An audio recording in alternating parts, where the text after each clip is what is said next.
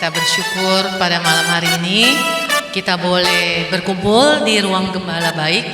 Kita mau memuji-muji Tuhan, kita mau menyembah dan memuliakan nama Tuhan. Dari PDKK barusan dapat kabar dari pewarta. Mohon dimaafkan karena pewartanya kelupaan. Hari ini harusnya dia ngisi di sini. Jadinya tidak hadir karena rumahnya juga lumayan jauh, sudah lansia juga, jadinya mohon dimaafkan karena barusan dapat kabar dia nggak bisa hadir seperti itu. Jadi hari ini kita puji-pujian, kita sharing bagi semua teman-teman Bapak Ibu yang mau sharing mengenai kebaikan Tuhan, boleh sharing ya, jangan malu-malu, untuk kita, dari kita, dan untuk Tuhan kita. Yuk kita bangkit berdiri. Hari ini kita tanggalkan beban yang ada di dalam diri kita. Kita percaya apapun permasalahan kita, Tuhan Yesus selalu menyertai kita.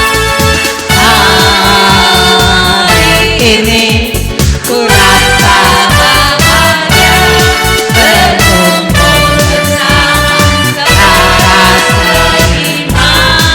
Tuhan Yesus,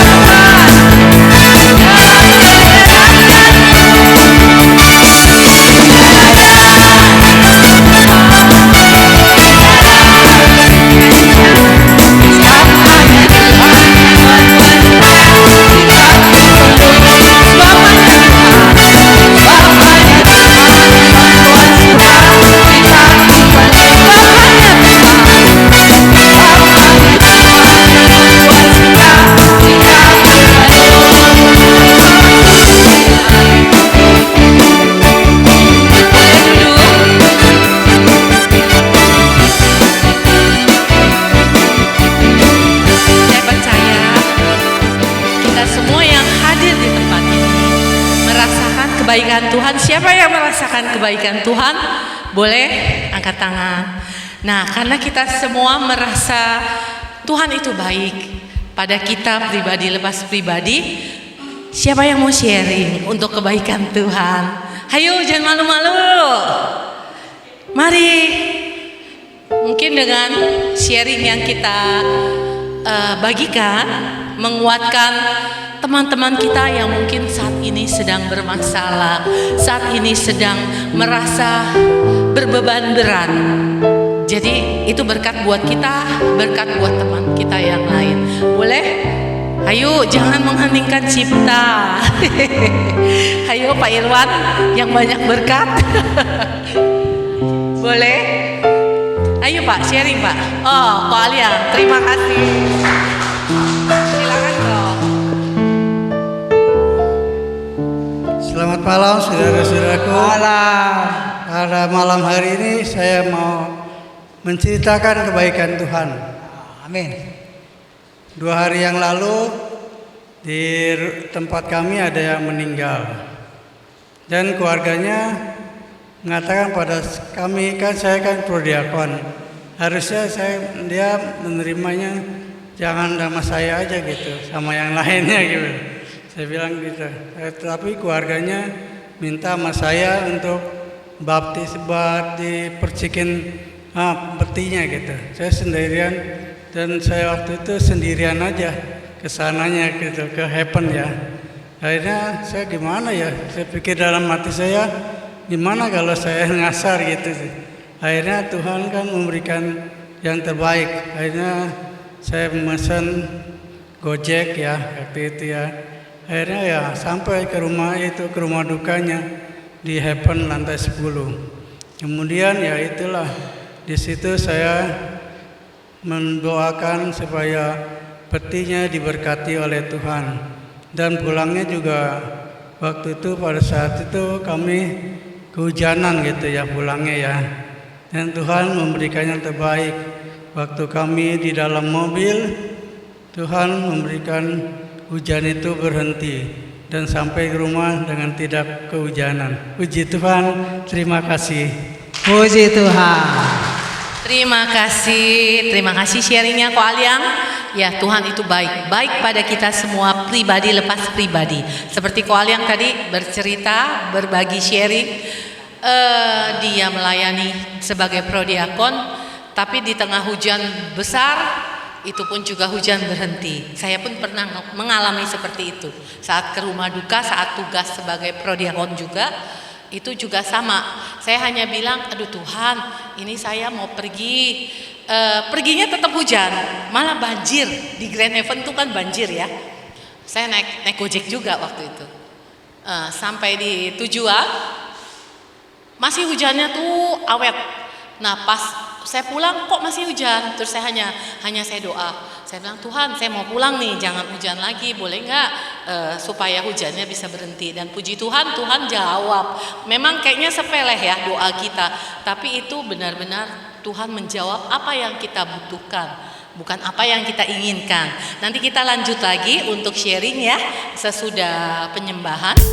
Sekarang kita mau lambungkan pujian. Bapa, Engkau sungguh baik, karena Bapa benar-benar baik di dalam diri kita masing-masing yang saat ini sedang berbeban berat atau saat ini mengalami pergumulan di dalam pekerjaan, di dalam keluarga, di dalam pelayanan atau apapun yang kita hadapi.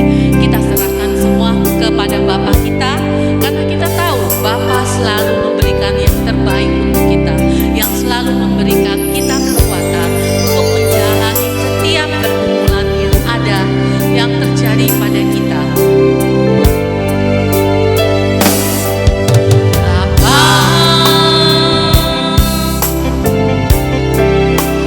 Engkau sungguh baik, kasih-Mu melimpah di hidupku.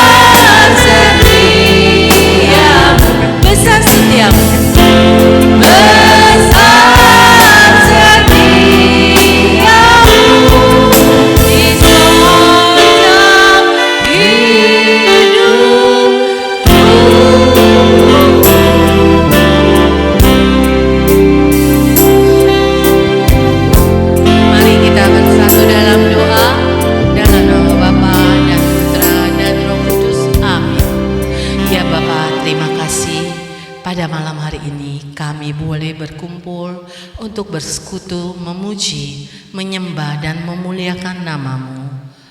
Ya Bapa, kami percaya Engkau sudah hadir di tengah-tengah kami, mengurapi kami pribadi lepas pribadi. Sebagai ungkapan syukur kami ingin berdoa secara spontan atas kebaikan Bapa kepada kami. Terima kasih Bapa.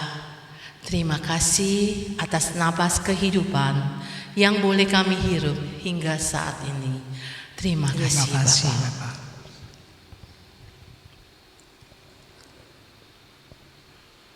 Terima kasih ya Bapa.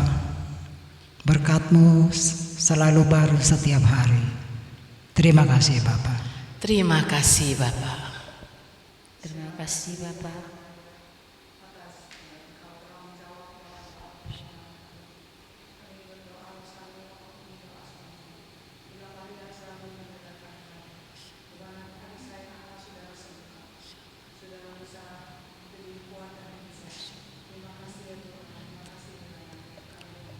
Terima kasih ya Tuhan. Terima kasih Bapak atas kesehatan dan penyertaan-Mu sepanjang hari ini, sehingga kami boleh dapat di sini memuji dan menyembah Engkau Tuhan. Itu semua karena berkat-Mu Tuhan. Kami bersyukur dan terima kasih. Terima kasih Bapak. Terima kasih ya Bapak.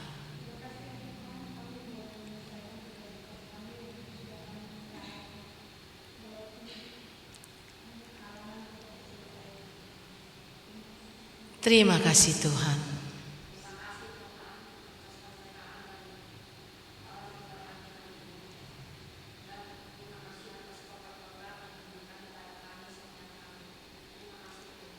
Terima kasih ya Kasih ya Tuhan. Bapa.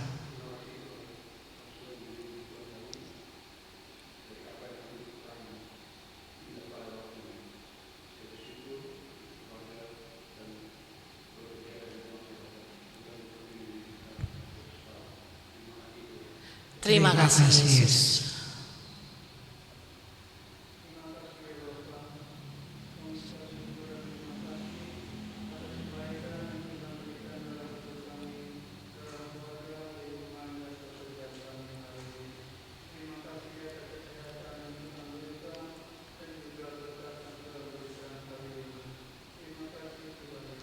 Terima kasih Tuhan Yesus.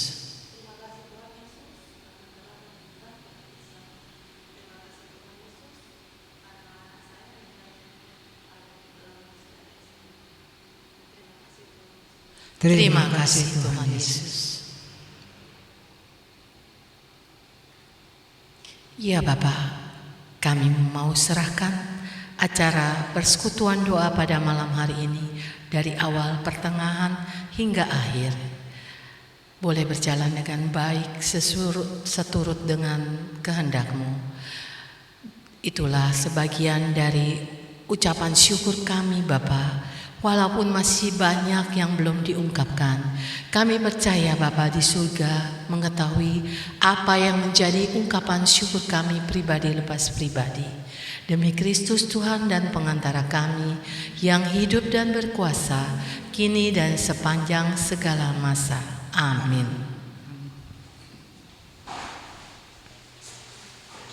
Mari kita masih mau muji Tuhan kita. Amin. Kita bangkit berdiri, kita mau satukan hati kita.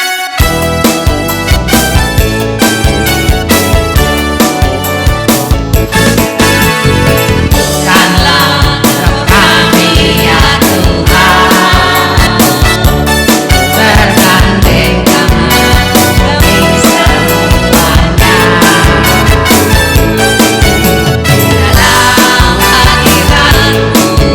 hadirat-Mu kami bernyata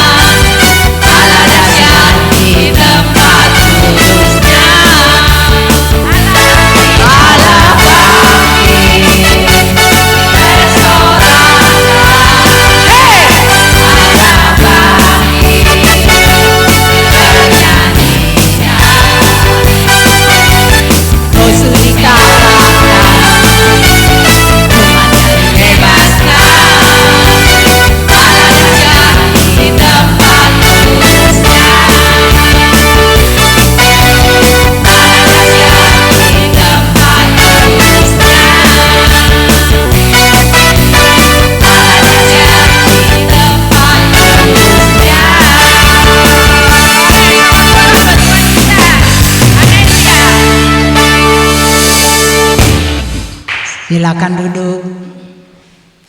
Kita mau masuk ke dalam penyembahan.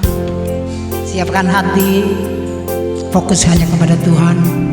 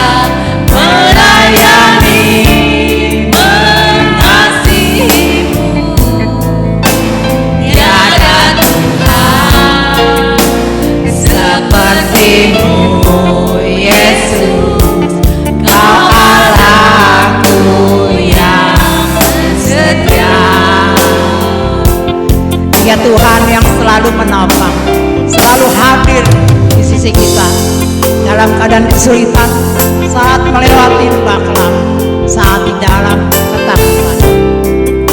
Dia berjanji berikan kekuatan, berikan kemenangan. Mari kita ulangi lagi pujian ini dari awal. Sekalipun ku berjalan lewat lembah gelap,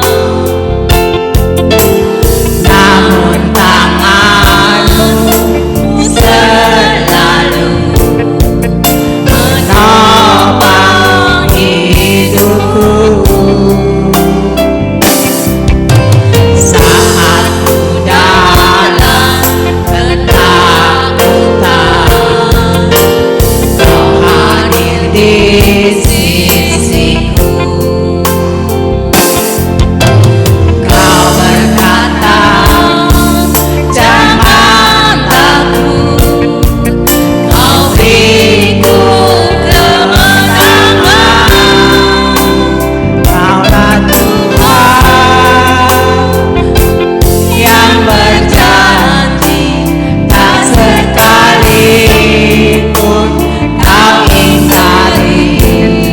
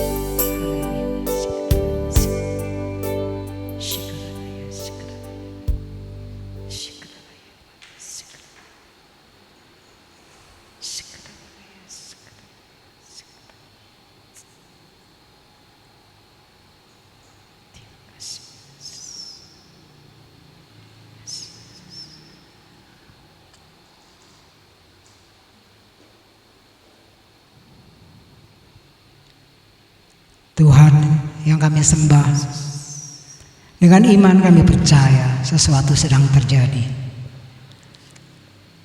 Engkau memberikan pengharapan, kekuatan baru bagi setiap kami.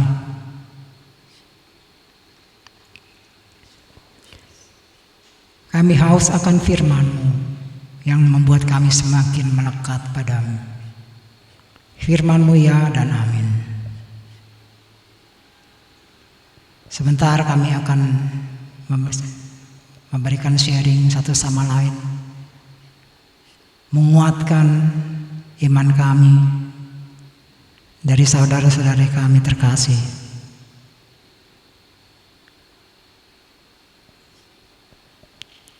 Pimpin kami, bimbing kami, agar apa yang kami lakukan berkenan di hadapan-Mu.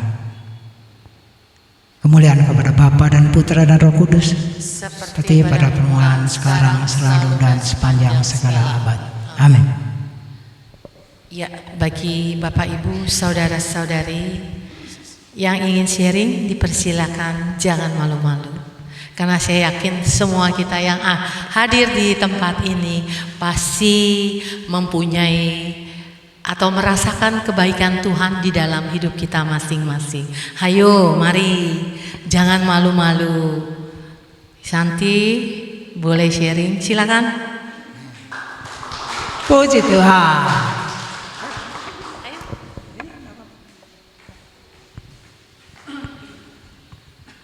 Malam teman-teman semuanya. Sini aja ya. Saya udah lama nganggur, nyari kerjaan gak dapet. Puji Tuhan, bulan Desember saya dapat kerjaan. Itu mujizat dari Tuhan yang luar biasa bagi saya. Sebelum-sebelumnya juga saya merasakan pasti banyak mujizat Tuhan. Tapi Desember itu saya butuh kerjaan. Tuhan memberikan saya kerjaan jadi sales, dan saya jualan di situ berserah sama Tuhan.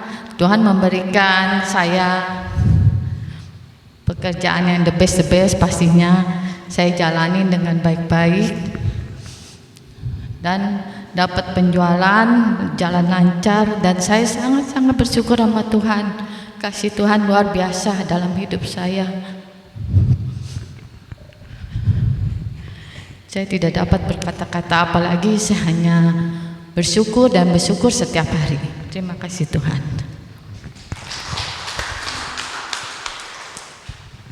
Iya, Ada lagi? Terima kasih. Ada lagi, pasti ada nih. Saya kasih 2 orang lagi. Hayo. 2 orang atau 3 orang lagi boleh. Hari ini bebas untuk bersharing ria, karena kebetulan pewartanya kelupaan. Jadi harusnya jadwal pewartanya itu ke sini. Pas waktu dihubungin tadi dikabarin, maaf saya kelupaan. Jadi kita maklumin ya. Kami juga mohon maaf karena ini di luar dari prediksi kami semua. Hari ini kita sharing. Dengan sharing yang kita bagikan akan menguatkan teman-teman kita yang lain. Siapa tahu sharing kita ini seperti Santi, ya kan? Santi memerlukan pekerjaan, berdoa, bertekun, berpasrah, juga melayani, ya kan? Tanpa mengenal hitung-hitungan. Tuhan jawab, apa yang dibutuhkan Tuhan akan berikan. Kadang-kadang kita berdoa, kita merasakan kita pengen nih seperti ini, tapi Tuhan bilang kamu belum waktunya untuk begini. Jadi Tuhan kasih yang lain, karena yang diberikan Tuhan bukan yang kita inginkan, tapi yang kita butuhkan. Ada lagi, hayo siapa? Pak Irwan yang paling banyak ini. Silakan Pak. Hayo jangan malu-malu. Kesempatan. Ayo cerita kebaikan Tuhan. Melayani Tuhan, ikut dengan Tuhan yang sedemikian lama. Silakan. Banyak.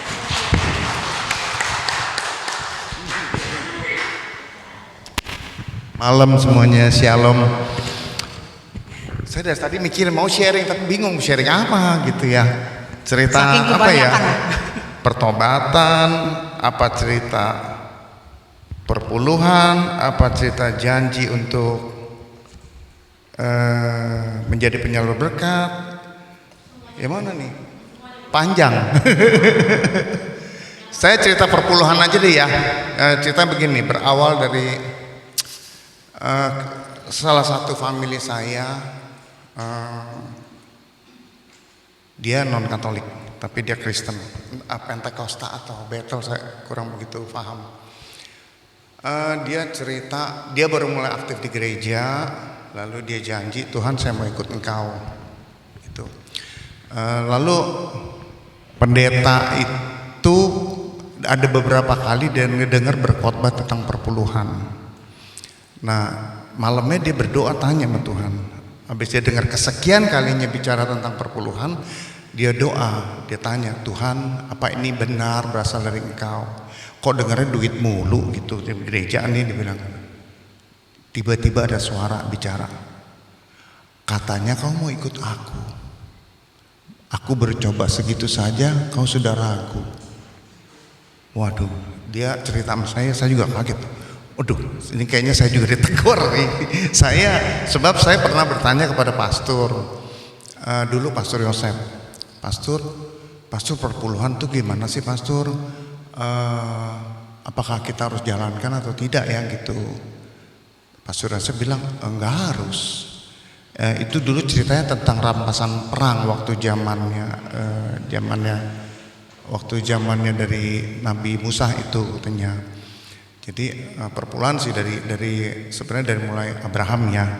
Tapi kesiniin katanya itu hasil rampasan perang itu budayanya 10% itu diberikan kepada suku Lewi itu. Nah saya pikir oh ya kalau gitu ya nggak perlu lah, nggak wajib lah, santai aja ya. Mau enggak gitu ya. Tapi waktu mendengar saudara saya dapat teguran seperti itu, saya juga seperti kaget.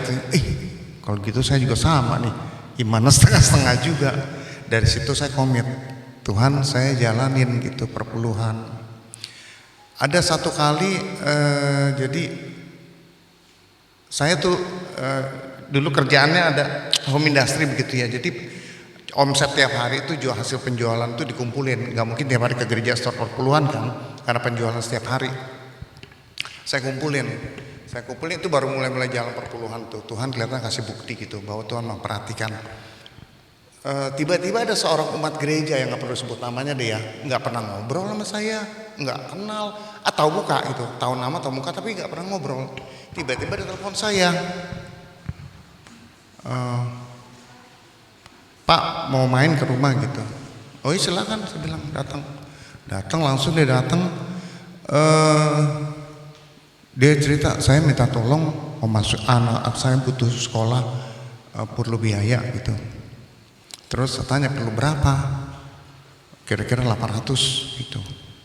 Saya cek nih uang perpuluhan saya berapa sih, kan saya kumpulin, biasanya saya kumpulin minggu atau 2 minggu atau sebulan itu baru store ke gereja. Nah, saya lihat di amplop, 830.000, ngepas banget gitu ya. Ya saya cuma berlutut berdoa, Tuhan kalau memang ini dari engkau ya udah saya serahkan lah, saya imani. Jadi saya berusaha mengimani itu. Kan ada firman Tuhan mengatakan berbahagialah orang murah hatinya karena akan mendapat kemurahan. Terus jangan memalingkan wajah dari orang datang meminta kepadamu. Hal-hal seperti begitu tuh saya berusaha imani begitu. Nah jadi ya udah Tuhan, saya anggap ini engkau yang kirim ya. Saya berikan, tapi saya tanya orang itu, kenapa kamu nggak pernah ngobrol sama saya? Tidak mengenal saya akrab di gereja, kok kamu berani datang minta tolong ke saya? Saya tanya, dia bilang, itu hari datang kalau nggak salah jalan kaki dah, nggak punya duit. Jadi saya pikir kasih ya semua lah, ini 30.000 buat dia naik bajai lah, entah kalau lebih mah terserah gitu ya. Rumahnya ya pokoknya di paroki sini lah. Saya kasih, ya saya cuma bilang ini uang Tuhan bukan uang saya. Saya selalu katakan begitu. Ini uang Tuhan bukan uang saya. Kamu mau kembalikan, silakan kamu kembalikan gereja dalam bentuk kolektor, nggak usah ke saya lagi. Jadi bukan hutang ke saya. Gitu. Kamu gak kembalikan juga gak apa-apa, terserah kamu. Ya, iman kamu saja yang bekerja. Silakan. Jadi tapi secara iman saya merasa ini kok Tuhan nggak mungkin tepat gitu. Bagi saya itu tepat jumlahnya karena dia butuh 800. Saya adanya per bulan itu 830. Nah ceritanya dia bilang begini, waktu dia lagi pusing mikirin mau cari uang untuk anak sekolah, bayaran mau bagi rapot apa, dia punya tunggakan uang sekolah gitu. Dia bilang dia lagi mikir, dia doa Tuhan tolong gitu. Terus sambil mikir sambil ngelamun dia mau mandi katanya nih. Ini agak sedikit lucu gitu ya. Jadi dia lagi dia di kamar itu dia taruh tumpukan kartu nama. Dia bilang saya lagi ngambil celana dalam mau mandi, dia bilang itu tumpukan kartu nama di depannya gitu, ketarik, dia bilang jatuh berantakan, yang paling atas tuh nama saya, kartu nama saya. Jadi gue lihat begitu katanya, coba ini dah mudah-mudahan telepon gitu. Jadi cuma kebetulan sebenarnya terjadinya. Jadi oh ya sudahlah kalau begitu memang udah Tuhan nunjukin kamu ke saya, ya udah nih ada 830, kamu sisa buat naik bajai pulang dah, jangan jalan kaki gitu. Nah sejak itu saya semakin mantap untuk jalan perpuluhan. Percaya atau tidak, Bapak Ibu teman-teman semua, rezekinya luar biasa yang Tuhan kasih. Saya dulu kerja sama orang, jadi sales sama, jangan putus asa. Saya dulu sales, terseok-seok, nggak punya duit. Ada orang datang minta tolong ke rumah gitu, saya berusaha bantu. Pokoknya saya imani, orang datang ke tempat saya imani bahwa itu Tuhan sodorkan. Nggak punya duit, tahu nggak? Minjem pembantu saya di rumah, sampai diomelin. Jadi pembantu saya tuh mulai kerja di rumah saya sejak saya umur 10 tahun. Saya diomelin, nggak punya duit mah jangan so nolong orang. Nah, enak gak? Digituin sama pembantu. Cuma saya ketawa aja ya. Iya, udah begitu aja. 2 kali digituin pembantu saya ngalamin tuh. Tapi ya itu memang cobaan. Karena kita kan komit. Saya juga berdoa, Tuhan saya mau jadi penyalur berkat. Jadi saya dulu tahun 98 dengar kesaksian orang, panjang lah ceritanya, ada banyak ya. Pokoknya orang pernah beri kesaksian bahwa lagi zaman masanya Chris Bond tahun 98 itu yang dolar melambung 17.000, nah sekarang 17.000 lagi nih. Cuma sekarang kan bertahap naik, kalau itu kan melambung. Nah saat itu ada orang memberikan kesaksian bahwa dia orang karyawan kerja, tapi dia komit, dia berjanji mau jadi penyalur berkat. Dia berdoa, Tuhan saya mau jadi penyalur berkat bagi orang-orang lain, tetangga dia. Tetangga dia ada 11 keluarga. Dan dia bisa menopang kehidupan keluarga, 11 keluarga tetangganya itu. Nah itu buat saya, saya dengan begitu melongo. Aduh Tuhan saya juga mau jadi penyalur berkat seperti itu Tuhan. Saya mau gitu. Tuhan pakai saya gitu. Saat itu saya belum aktif di gereja loh, belum. Tapi saya bilang, Tuhan pakai saya Tuhan, saya mau gitu. Hati saya tersentuh gitu dengar cerita orang. Nah sejak itu jadi saya imani. Kalau ada orang minta tolong, ya saya harus berusaha gitu. Pinjam sama tetangga, saya diomelin. Kan punya duit so pinjam menolong orang lu. Iya benar saya diomelin. Tapi saya ketawa aja, biarin aja ketawa aja. Memang iya sih kita salah. Di mata orang bener salah, nggak punya duit so menolong orang bagaimana gitu. Jadi ya ketawa aja udah. Tapi ya berjalannya waktu, rezekinya puji Tuhan. Dari kerja sama orang, jadi sales, komisinya meledak-meledak saya sampai puluhan juta sebulan. Akhirnya ya jadi berdoalah minta. Kita nggak mau juga ya. Orang dorong. Tuh direktur Sinarmas tuh. Mau minta order, boleh tapi gue nggak mau kasih lo. Kenapa Pak? Lu kerja, lu usaha gue kasih. Bilang gitu. Waduh saya jadi kayak dipacu gitu ya. Usaha buka sendiri. Mikir tuh modal dari mana? Orang modal miliaran pada bangkrut nggak bisa. Modal dari mana? Udah modal dengkul. Nah, berlutut. Pagi siang malam berlutut terus, bener dibukain, luar biasa Tuhan kasih. Aduh luar biasa dah Tuhan kasih, susah ceritanya kebanyakan. Ya gitu aja Bapak Ibu ya. Terima kasih puji Tuhan. Ya terima kasih Pak Irwan. Kita aplaus yuk sekali lagi buat Pak Irwan. Ya seperti yang sharing Pak Irwan, memberi lebih baik memberi daripada menerima. Kadang-kadang hal-hal kecil deh ya, kalau itu kan perpuluhan ya Pak ya. Memang kalau di Katolik tidak diwajibkan untuk perpuluhan. Kalau di Kristen memang diwajibkan, tapi nggak apa-apa. Kalau kita kan intinya mau berbagi, ya boleh kita lakukan itu perpuluhan, kita kumpulin. Terus seperti yang Pak Irwan lakukan boleh seperti itu. Yang penting niatnya itu baik untuk menolong orang yang membutuhkan ya. Kan menolong orang macam-macam ya Pak ya.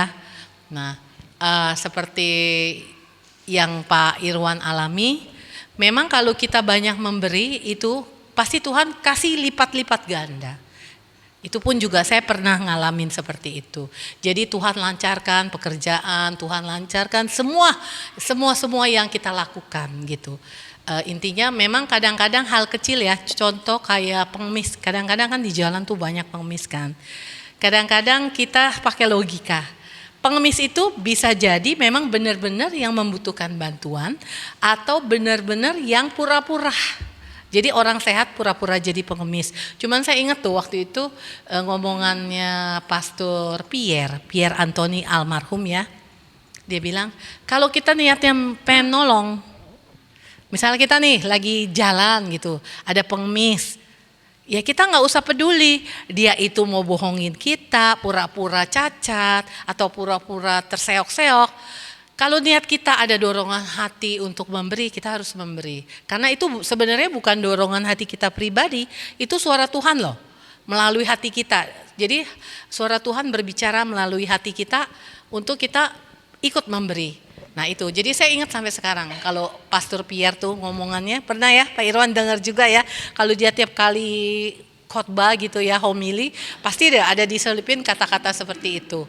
Jadi terserahlah istilahnya dia mau bohongin, mau apa, yang penting kalau memang ada gerakan dari hati kita untuk membantu sekecil apapun yang kita berikan, mungkin bagi kita ya hanya receh, tapi bagi yang membutuhkan itu luar biasa. Itu. Ayo yang lain, 2 lagi, ya.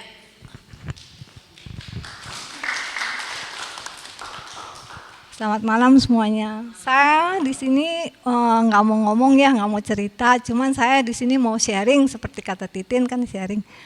Saya dalam kesusahan gitu lama kok nggak ada yang nolong-nolong ya. Berat. Saya cuma mau nanya di antara teman-teman di sini siapa yang benar-benar suka menolong orang. Saya belum pernah lihat ada orang yang benar-benar ke rumah saya nanya masalahnya apa gitu. Padahal saya udah tanya semua gitu, semua teman saya, nggak ada satu orang. Baru Ci Agnes ya waktu itu. Tapi ya udah saya sih di sini nggak bisa kasih kesaktian apa-apa, soalnya saya belum bisa apa ya, saya udah nggak ada perasaan lagi deh ya. Cuman masalah kecil-kecil sih selesai. Setiap kali rencana saya selesai, tapi yang rencana besar ini dalam hidup nggak pernah selesai, sampai saya nggak ada perasaan tuh gimana caranya ya. Saya minta bantuan teman-teman, gimana caranya bisa punya perasaan kembali gitu aja. Makasih. Ya, makasih Nova. Saya bantu jawab ya dikit ya. Bukannya saya pinter ya, enggak ya. Kita sama-sama belajar ya. Ini sesuai dengan yang kita alami masing-masing ya.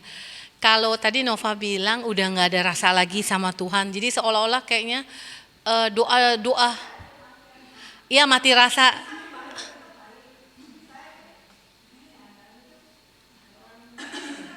Iya. Beda. Oke. Nah, kalau masalah Nova kan itu beda. Maksudnya gini loh. Mungkin semua dari kita ini bisa membantu, tapi kapasitas membantu itu seberapa banyak? Seberapa besar? Jadi nggak bisa bilang, oh Santi bisa bantu Nova, mungkin bisa dalam hal-hal kecil. Ya, Ci Agnes bisa bantu dalam hal-hal kecil. Tapi untuk kapasitas yang besar, contoh misalkan kayak kesulitan kehidupan ya, itu kita kan di gereja nih ada PSE, ya kan? Ada ketua lingkungan, coba tukar pikiran dengan ketua lingkungan. Apalagi sekarang kan tahun ini kan tahun kita memperhatikan KLMTD, kaum lemah, miskin, tersingkir sama difabel.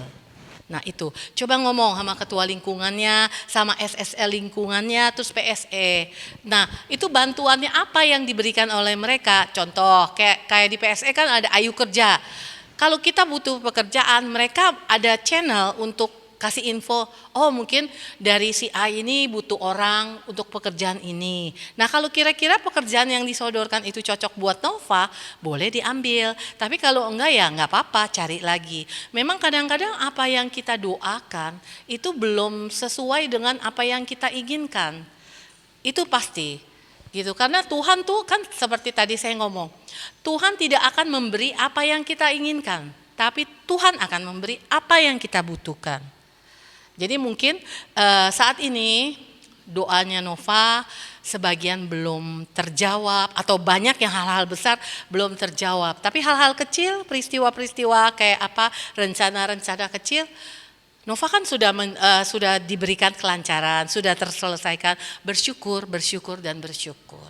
Karena sekecil apapun permasalahan yang sudah terselesaikan, itu pasti kita harus bersyukur. Masalah yang besar, ya seperti saya bilang, oh Nova, kata Tuhan, misalnya ini saya Tuhan, misalnya ini hanya contoh biar gampang ya. Nova, itu kalau yang kamu minta tuh besar banget, kayaknya kamu belum butuh dah saat ini gitu. Itu menurut Tuhan. Jadi apa yang kita doakan, apa yang kita minta boleh-boleh aja. Tapi ya kita nggak boleh nuntut Tuhan, Tuhan kenapa doa saya nggak dijawab? Kamu tahu saya berdoa 3 tahun doa saya baru dijawab. Saya beberapa tahun yang lalu saya bercita-cita, Tuhan kalau boleh izinkan, saya mau nih ke Vatikan. Itu saya baru terlaksana 2020, tapi karena pandemi diundur jadi 2022 saya berangkat ke Roma, ke Lourdes untuk berdoa saat itu. Nah, tahun ini juga saya minta berdoa, kalau bisa nih, kalau Tuhan izinkan, saya mau pergi bertiga sama suami sama anak saya. Nah, itu kan saya nggak tahu Tuhan izinkan enggak. Mungkin kita keuangan ada, misalnya ya. Kesehatan belum tentu, atau waktunya, waktu kami bertiga kan harus disesuaikan. Nah seperti itu, kayak yang saya berdoa itu dari 2017 loh, baru dijawab 2020 sama Tuhan.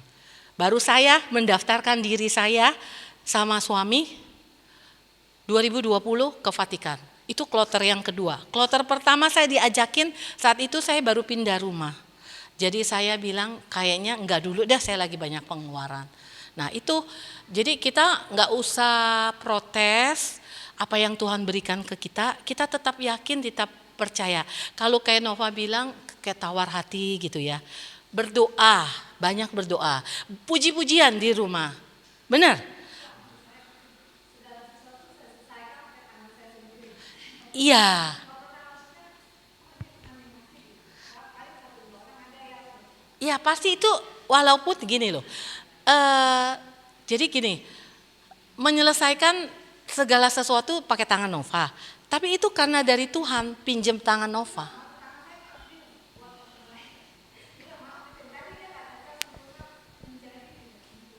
Oh.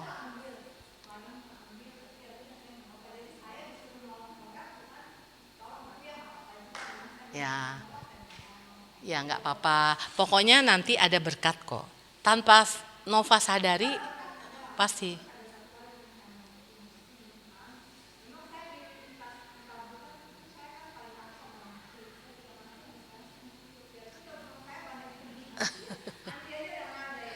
Iya, sebenarnya kita semua nih punya tiket sebenarnya. Cuman Tuhan bilang tiket, nih kalau mau saya duluan 2013 saya kecelakaan loh. Saya kecelakaan ditabrak motor di HWI, Hayamuruk Indah. Di depan halte busway ya. Itu saya, yang nabrak saya nggak ngeliat, bilang itu di depan ada orang. Jadi matanya kayak ditutupin iblis ya. Itu dia nggak ngeliat ada orang. Padahal waktu saya nyebrang nggak ada kendaraan. Baru 1 langkah nih saya nyebrang nih. Tiba-tiba tuh dari ujung beo saya lihat lah ada motor cepet banget. Saya kasih tangan begini 5, 6, 7 kali. Dia nggak ngeliat, dia tetap aja. Nah detik-detik saya mau ditabrak, nih ya saya jadi yang mungkin yang sebagian udah ada yang denger ya. Kalau yang di Serbaguna mungkin udah pernah denger ya. Ini kesaksian saya benar. Tuhan kasih saya kesempatan hidup kedua. Saya udah begini, detik-detik lah. Saya bilang ini kalau saya maju saya kena, saya mundur selangkah saya kena. Jadi saya pikir nih saya udah safety, udah saya stuck di tempat gitu loh. Nah saat saya begini-begini dia masih melaju kencang karena dia bilang nggak ada saya di depan. Kamu tahu badan saya, badan manusia dihantam sama motor yang kencang kerangka besi itu seperti bom yang dijatuhin, dum. Seperti itu, keras sekali. Saya detik-detik saya ditabrak, saya hanya nyebut loh. Berusaha, Tuhan Yesus Bunda Maria, Tuhan Yesus Bunda Maria, selamatkan saya, tolong saya. Karena saya ingat anak saya dulu, Janet, yang cewek ya, itu baru SMA kelas 1. Yang cowok itu baru, si Matthew baru kelas SMP 1 kalau nggak salah. Saya masih punya tanggungan gitu loh. Jadi saya bilang Tuhan tolong saya, selamatkan saya Bunda Maria. Saya tiap hari memang saya doa rosario. Nggak harus bulan Maria, nggak harus bulan Oktober. Dari dulu, sejak saya dibaptis 2005, itu saya tekun saya rosario. Ditambah lagi beberapa tahun kemudian setelah anak saya meninggal, saya juga tekun berdoa koronka. Seperti itu. Kamu tahu itu saya punya, pada saat saya ditabrak itu ya, roh saya tuh udah keluar. Saya bisa ngeliat saya lagi berdiri nyebrang, kayak kaset diputar dari awal sampai akhir. Nah itu dari saya melangkah sampai saya detik-detik saya ditabrak, Tuhan kasih lihat semua. Kalau dulu orang bilang saya, roh saya keluar, itu saya masih tanda tanya.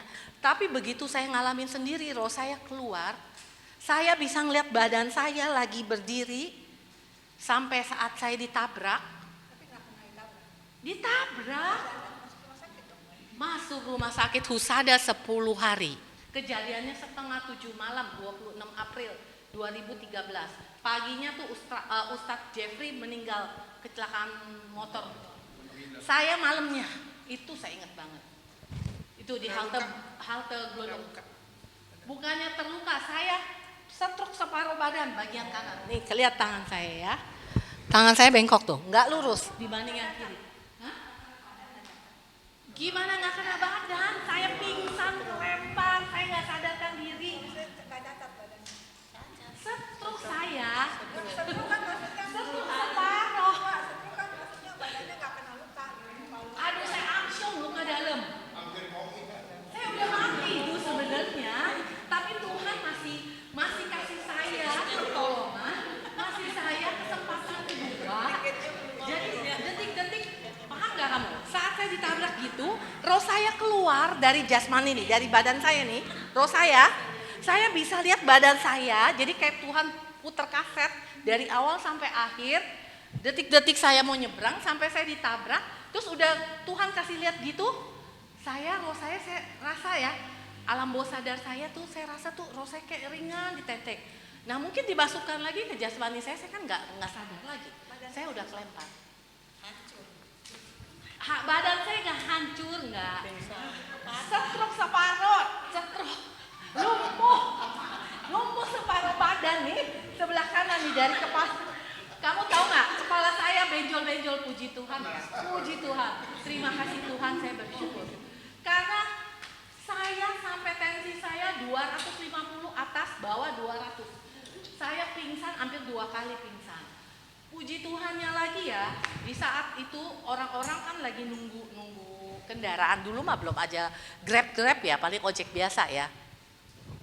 Nunggu mikrolet, nunggu apa gitu, bis gitu kan. Nah, puji Tuhannya saat saya kelempar itu 1 meteran dari tempat kejadian, itu alam bawah sadar saya ya, saya seperti ada suara Tuhan kayaknya. Kamu bangun, kamu nggak bangun, kamu lewat. Tapi kayaknya iblis itu nggak kasih saya bangun. Mata saya kayak dilem, nggak bisa buka. Sampai roh saya berseru, alam bawah sadar saya berseru, Tuhan tolong buka mata saya. Pelan-pelan mata saya dibuka, kayak orang kena lem. Kamu tahu dong, kena lem nih, lem itulah lem Korea. Kalau udah ngeket gini kan bukanya susah tuh, sampai begitu kan. Nah, begitu saya buka mata, sekeliling saya 20-30 orang ada. Itu Tuhan jaga, Bunda Maria jaga saya. Saya pakai tas selempang, banyak sleting. Kalau dia mau ambil duit saya sempil-sempil di sleting. Ada 3 sleting saya ingat. Sempil-sempil dia bisa ambil. HP dia mau ambil bisa. Cincin dia mau ambil bisa. 1995 papa saya pingsan di Olimo, pakai cincin, duit di kantong sama kunci rumah. Ada polisi, cincin hilang, duit hilang, cuman KTP yang ditinggal sama kunci. Ada polisi loh. Tapi kejadian saya 2013 waktu saya ditabrak itu nggak ada sama sekali. Dijaga semua. Orang nolongin saya.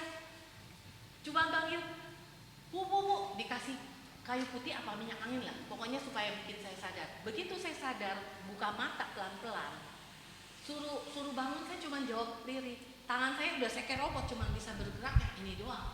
Kamu tahu trauma saya 2 tahun. 1 tahun pengobatan saya. Tuhan kasih saya pengobatannya muter-muter. Saya jalanin, saya ikutin apa maunya Tuhan. Saya tadinya saat kejadian kan ini bengkak nih, muka saya bengkak. Ini aja, tapi untung nggak pendarahan di otak. Nggak pendarahan di otak, puji Tuhan. Kalau bukan karena Tuhan, karena Bunda Maria nolong saya pendarahan. 2 minggu setelah saya kejadian, orang ditabrak di daerah Gang Kancil. Naik motor juga, 3 orang. Kalau ini kan 1 orang. Pendarahan di otak, nggak ada 1 minggu dia pass away, kembali ke rumah bapak. Tuh, saya kasih tahu loh. Ya, itu saya diceritain teman saya. Saya walaupun harus mengalami pengobatan yang begitu lama, kalau saya nih ya, jangan bilang dari sini saya nggak bisa nih jalan begini ke tengah bisa. Saya kalau jalan ke gereja ngerembet ke anak 1 tahun pinggir di papa. Kamu suruh saya nyebrang saat kejadian pemulihan saya. Cowengking kan deket kan? Karena trauma saya rasa tuh kayak motor tuh dari jauh ya, saya kayak udah mau nabrak saya. Itu saya trauma. Sampai saya bisa lompat orang yang di samping saya. Nggak berani saya pergi sendiri ditemenin. Terus kalau saya ditemenin keluar, saya nggak bisa beraktivitas selama berapa bulan. Nggak bisa. Karena tangan kiri yang bisa gerak, saya belajar masak tangan kiri. Kamu tahu, goreng kentang 1 kilo, tumpah setengahnya. Saya pakai tangan kiri, karena tangan kiri saya kan nggak sekuat tangan kanan saya. Nah, terlambatnya diagnosa dokter Husada tuh, kalau waktu itu saya digips, saya nggak mungkin patah. Ini saya patah 2 nih di sini. Bukannya ngaleceh, udah ansyok. Aduh, kamu tahu nggak biru-biru. Yang nabrak saya sampai di rumah sakit dari Husada. Dokter lebih perhatiin dia yang nabrak, kirain dia korban, saya yang nabrak. Dia tuh ya, tulang iga sini nih, nusuk hampir ke jantung. Jadi yang lebih diperhatiin dia. Saya disebodohin, udah polisi interogasi sampai dia kan nabrakan. Saya mau mintanya tuh ya dari awal sampai akhir dia yang nanggung semua. Saya punya asuransi, tapi saya nggak bilang saya punya asuransi, ya kan? Walaupun saya kerja di asuransi. Nah terus udah gitu dia bilang, bapaknya maki-maki suami saya. Waktu masih saya di IGD nih berdua nih sebelah-sebelahan ruangannya. Pak, dia maki-maki, saya nggak bakalan ganti ya sepeser pun untuk istri bapak. Suami saya jadi kan nggak marah jadi marah. Lah kalau lu bisa, lu nggak usah nabrak istri gua, anak lu nggak usah nabrak istri gua. Sampai orang kantor ya katanya sih dia karyawan mandiri. Begitu dimintain tanggung jawab, dia tahu 10 hari zaman waktu itu 2013 kelas 1 ya. Itu 35 juta. Hanya untuk rawat inap. Belum termasuk operasi. Operasi 35 juta. 70 juta. Nah, itu kalau bukan karena kebaikan Tuhan, bukan karena mujizat Tuhan. Itu masa prapaskah loh. Kejadian saya sampai orang gereja ada di wilayah 5, saya nggak usah sebut nama. Dia pertemuan, dia ceritain ini saya, kejadian saya ditabrak itu. Kejadian saya ditabrak, dia ceritain ke lingkungannya. Maksudnya dia ceritain itu buat menguatkan bahwa ini saya bukti nyata loh, bukti hidup loh. Tuhan selamatkan saya loh. Jadi Bagi orang-orang yang sedang bermasalah, itu mungkin masalahnya gak seberapa dibanding saya, udah ujung maut nih, nyawanya udah hilang. Tapi Tuhan masih berbaik hati pada saya, memberi saya kesempatan kedua. Karena saya bersyukur, selalu bersyukur seperti itu. Jadi kalau kamu bilang enggak itu, waduh, orang bilang saya nggak cacat, nggak bagus. Ya, saya hanya bersyukur. Karena ini saya pengobatannya tadinya saya mau operasi, tapi saya karena kesel ya, diagnosa dari husada lama. Jadi kan saya ini patah kan, harusnya di gips nggak patah, nggak bengkok kan. Akhirnya saya mau operasi di Kalores, udah janjian tuh waktu itu, udah janjian. Jam sekian, hari sekian, saya mau operasi di dokter tulang sana, di dokter saraf sana, saya udah janjian. Tapi saya minta doa ke mama saya tinggal di Bogor, iya kan? Saya bilang, "Mah, saya minta doa ya, Mah. Saya mau operasi tanggal sekian, bulan sekian, jam sekian." Saya bilang, mama saya bilang, nggak usah. Katanya, itu kalau pasang pen kan saya nggak dibongkar loh. Kalau pasang pen permanen loh. Jadi saya nggak jadi operasi. Mama saya bilang pergi ke sini, saya di Bogor, terkenal. Saya diterapi, saya dikasih pijetan, wah teriak-teriak nangis saya. Setengah jam saya dipijet, nih tangan saya dipijet, kaki mah pakai alat semua ya, itu terapi ya. Nangis saya. Kuat? Bukan kuat, karena ini patah. Ini patah diurut, ya otomatis itu berasa sakit gitu loh. Nah akhirnya kenapa Tuhan suruh saya berobatnya bukan hanya di sini, selain di rumah sakit ya. Pagi sore saya terapi loh. Dokter sarafnya tuh benar-benar saraf. Nggak kasih saya terapi.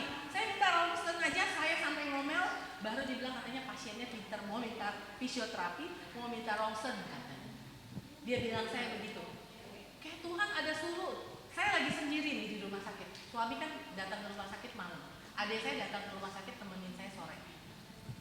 Saat itu saya lagi sendiri, TV nyala, satu ruangan berdua nggak ada orang, cuma saya sendiri. Kayak Tuhan ngomong, suara Tuhan kayak bilang, kamu fisioterapi. Padahal di benak saya yang saya tahu tuh fisioterapi hanya belajar jalan. Padahal alatnya banyak banget. Nah, tuh, banyak sebutannya. Nah itu, baru dokter sarafnya baru sadar, oh iya ternyata saya parah, segitu parahnya. Saya salah diagnosa.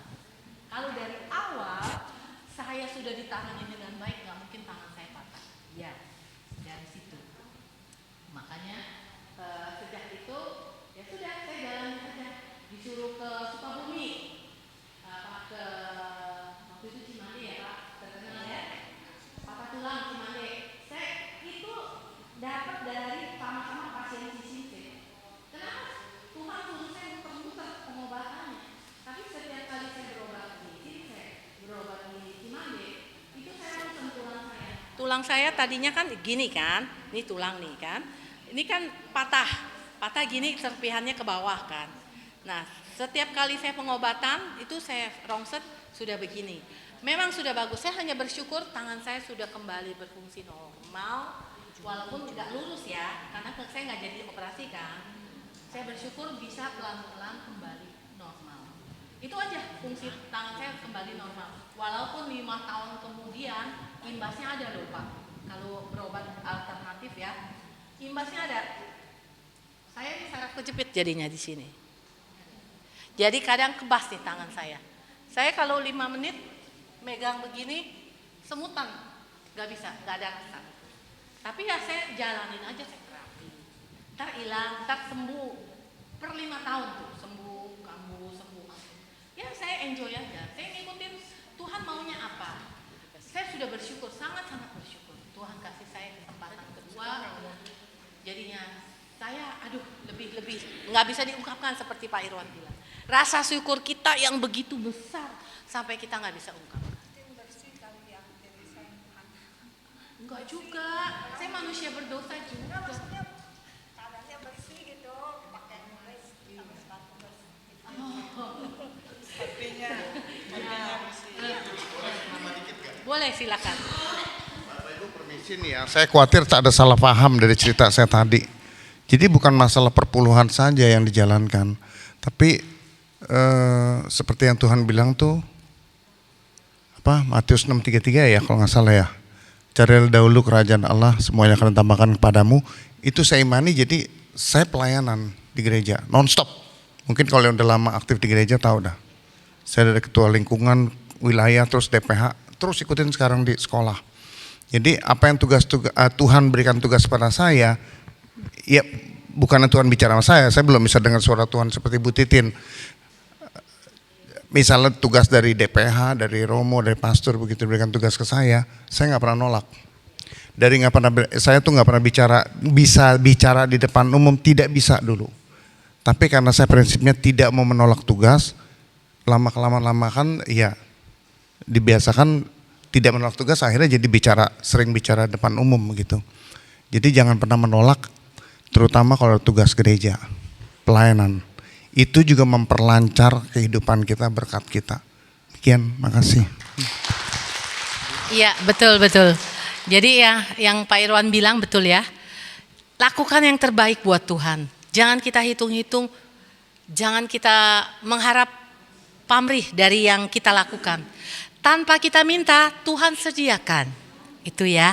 Jadi sharing-sharing hari ini ya bukan untuk apa-apa, hanya untuk menguatkan teman-teman. Mungkin apa yang saya alami sedang dialami oleh orang lain, atau paling enggak apa yang saya rasakan, yang saya dapat mujizat itu juga teman-teman bisa rasakan.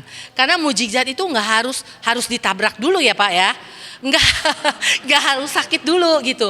Mujizat kita bisa bangun setiap pagi itu mujizat, itu berkat yang luar biasa. Itu. Oke, kita tepuk tangan buat semua. Kita sama-sama kita doakan. Taruh sini aja. Taruh sini dulu. Yuk kita bangkit berdiri, kita tumpang tangan ke ini, Pak, ini tutup dulu boleh Kak? Iya, tutup dulu aja, ntar baru pasang lagi. Ya, kita boleh arahkan tangan kita ke kotak ujud-ujud doa. Kita mau berdoa bersama. Yang bisa berbahasa roh silakan berbahasa roh. Iya Bapak, pada malam hari ini kami mau berdoa bersama untuk ujud-ujud doa yang sudah ada di dalam kotak ini. Bapak mengetahui apa yang menjadi kerinduan dari kami pribadi lepas pribadi. Ada yang meminta pekerjaan, kelancaran pekerjaan, pasangan hidup, kesehatan, serta kehidupan kekal untuk saudara, keluarga atau teman yang kita kenal. Bapa mengetahui semuanya. Kami percaya doa-doa yang ada di dalam kotak ini, Bapa menjawabnya. Bapa mengabulkan setiap dari keinginan kami, bukan karena menuruti kemauan kami, tapi sesuai dengan kehendak Bapa di surga. Kami serahkan semua wujud-wujud doa ini ke dalam tangan kasih-Mu. Yang butuh pekerjaan, berikanlah pekerjaan yang baik. Yang saat ini sedang sakit, berikanlah pemulihan dan kesembuhan, karena tiada yang mustahil bagimu Bapa. Engkau adalah tabib di atas segala tabib, dokter di atas segala dokter. Walau dokter yang di bumi berbicara umur pasien tinggal sekian, tapi jika Bapa belum menghendaki mereka untuk kembali ke rumah Bapa, kami percaya Bapa pulihkan dan sembuhkan. Untuk yang merindukan pasangan hidup, berikanlah pasangan hidup yang sesuai dengan yang Bapak tentukan untuk mereka yang membutuhkan pasangan hidup. Untuk yang saat ini mungkin sedang kesulitan di dalam ekonomi setiap keluarganya, berikanlah pemulihan ekonomi, pemulihan keuangan untuk keluarganya. Dan juga berikanlah kami hati yang selalu taat dan setia. Untuk yang tawar hati, Bapa pulihkan hatinya, berikan kasih yang mula-mula, berikan kasih yang murah hati, sehingga apa yang diberikan daripada Bapa sungguh bermanfaat bagi orang yang mempunyai tawar hati. Ya Bapa, untuk yang sudah Engkau panggil mendalui kami percaya Bapa dengan doa-doa yang kami hantarkan, baik di saat kami persekutuan, di saat kami berdoa di rumah kami masing-masing. Kami percaya Bapa memberikan tempat yang terindah di surga, banyak tempat dan rumah yang Bapa sediakan untuk kami semua anak-anak-Mu. Ampuni segala dosa dan kesalahan mereka. Kami percaya mereka diselamatkan, mereka diberikan tempat terindah di surga, kehidupan kekal, kedamaian abadi di surga. Bapa, inilah doa-doa kami Bapa. Jika masih ada doa-doa yang belum kami utarakan, kami percaya Bapa, Bapa mengetahuinya dan Bapa dapat menjawabnya. Demi Kristus Tuhan dan pengantara kami yang hidup dan berkuasa kini dan sepanjang segala masa. Amin. Dalam nama Bapa dan Putra dan Roh Kudus. Amin.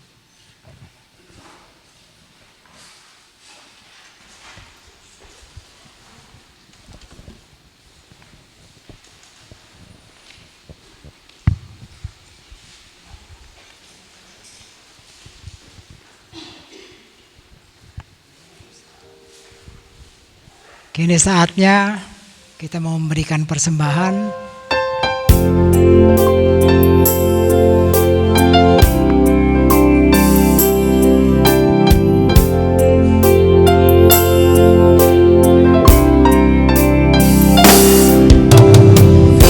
Firman-Mu berita bagi kakiku, terang bagi jalanku.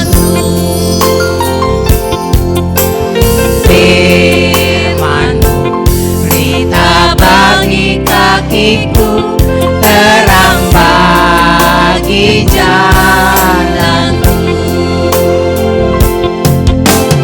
Waktu ku bimbang dan hilang jalanku, tetaplah Kau di sisiku, dan takkan ku takut asal Kau di dekatku, besertaku selamanya.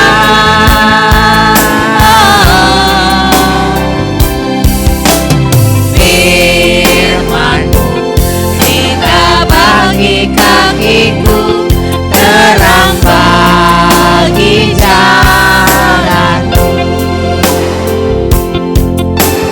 Firman-Mu berita bagi kakiku, terang bagi jalanku. Tuhan Yesus, Engkaulah benteng dalam hidup kami, tempat perlindungan, tempat kekuatan kami, kota benteng yang teguh. Kekuatan dan pertolongan hanya di dalam nama Yesus. Begitu banyak kesaksian yang kami sharing satu sama lain. Semuanya itu adalah karena berkat kasih-Mu ya Bapa. Terima kasih, sertai kami selalu. Sebentar bila kami mau pulang, lindungi kami baik selama di perjalanan sampai di rumah, juga di dalam istirahat malam kami, agar esok hari kami dapat melanjutkan aktivitas kami dengan baik. Terima kasih ya Bapa. Di dalam nama Yesus kami berdoa. Haleluya. Yang percaya katakan amin. Dalam nama Bapa dan Putra dan Roh Kudus. Amin. Pengumuman.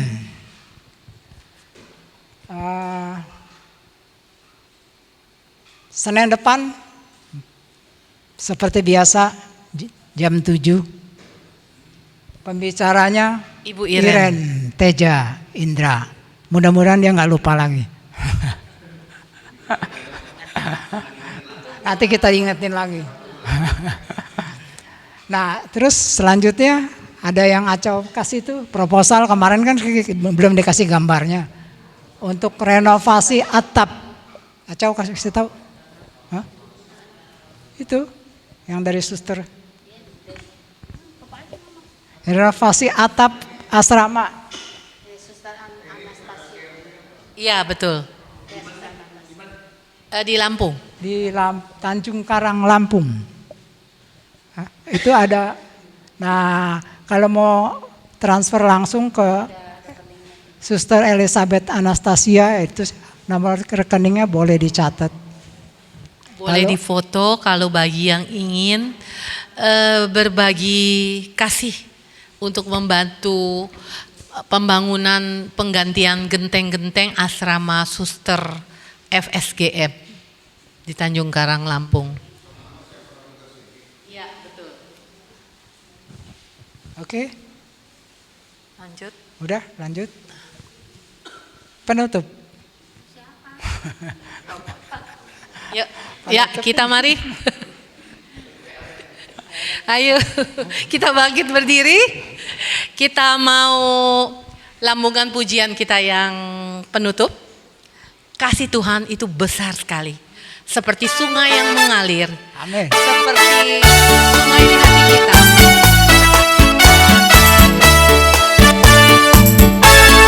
Kasihnya seperti sungai, kasihnya seperti sungai, kasihnya seperti sungai di hatiku, mengalir di waktu susah, mengalir di waktu senang, kasihnya seperti sungai di hatiku. Berkatnya. Berkatnya seperti sungai, berkatnya seperti sungai, berkatnya seperti sungai di hatiku, mengalir di waktu susah, mengalir di waktu senang, berkatnya seperti sungai di hatiku. Kasihnya seperti sungai, kasihnya seperti sungai, kasihnya seperti sungai di hatiku,